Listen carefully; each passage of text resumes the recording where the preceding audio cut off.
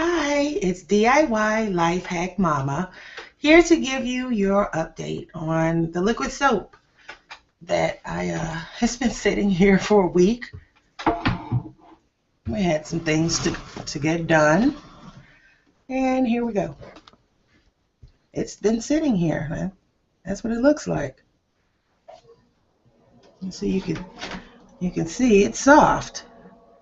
That's the olive oil. Oh, this is hard now. And this is the shea butter, not shea butter, whatever this was. I think it was coconut oil and shea butter, liquid soap. And this is the olive oil soap.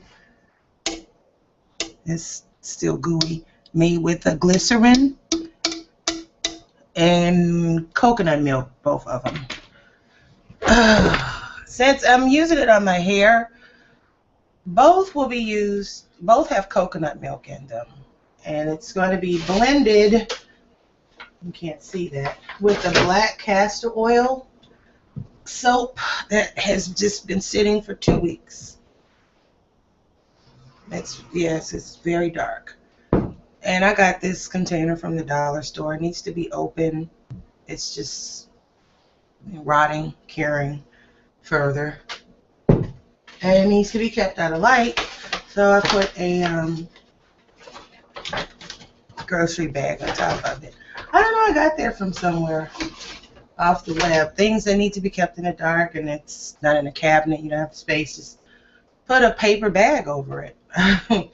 Anyway, let us measure out 1-to-1 for each of these products. 1 pound of soap, 1 pound of water. Now I've already turned my crock pot back on.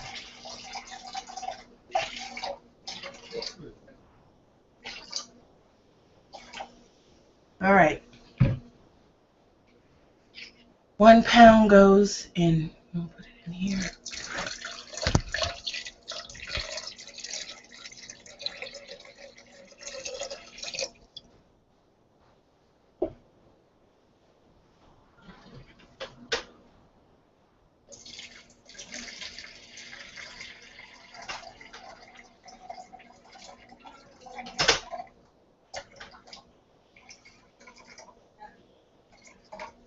Okay.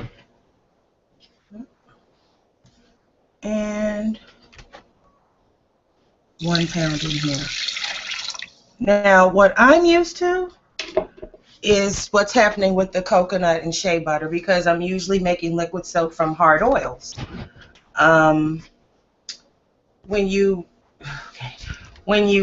make liquid soap from hard oils, when it cools down, it's hard. It gets hard, especially if it's cool in your home. So the liquid soap from the olive oil and glycerin and coconut milk, it always stayed rather gelatinous. Also, the black castor oil soap, it stayed pretty gelatinous as well. It looked like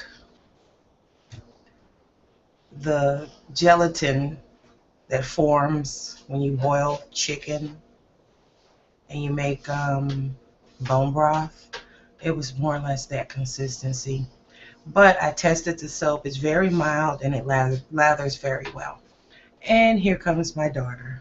I'm not happy with this. You have to put that in the sink, baby. Mommy's taping. You gonna put that in the sink? Okay. Thank you. She's so sweet. I'll be Well, careful anyway, with it. I know. This is going to be mixed with the black castor oil shampoo. I gotta be careful. And we're going to shampoo our hair with it. My daughter has natural hair, like 4B, something like that. And it actually takes quite a bit of shampoo when you have natural hair.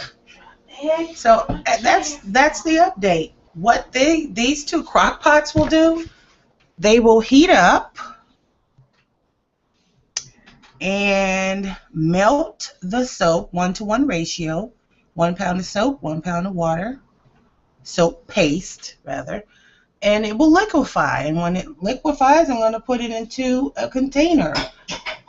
And wow, I did it! mix it up together like later or something. So that's pretty much it. The only other thing that I'm doing is that I'm making bone broth. We had roasted chicken, and the thing that you do is to make bone broth after you take all the chicken off the carcass. Bone broth is good for you. It has a gazillion different properties that actually, fight viruses and microorganisms. That's why chicken soup is good for you. And you'd have to just Google search that, like I did, to find out. Matter of fact, researchers said they don't know how many different benefits there are because they just haven't taken time out to thoroughly research it. But bone broth is good for you, and we had roasted chicken, so now you're going to go ahead and make a bone broth. And even if you don't want to do it right away after you eat the chicken, just take it, cram it into a Ziploc, and stick it in the freezer. That's what freezers and Ziplocs are for. And then when it's cold and you want some chicken soup, understand that to make proper bone broth, it takes about 5 hours at the minimum. I think I should. So there are many helpful videos on the web, on YouTube, on how to make bone broth. Throw it away. And since I'm not alone anymore, I'm going to bid you farewell. Bye, YouTube. DIY Life Hack Mama.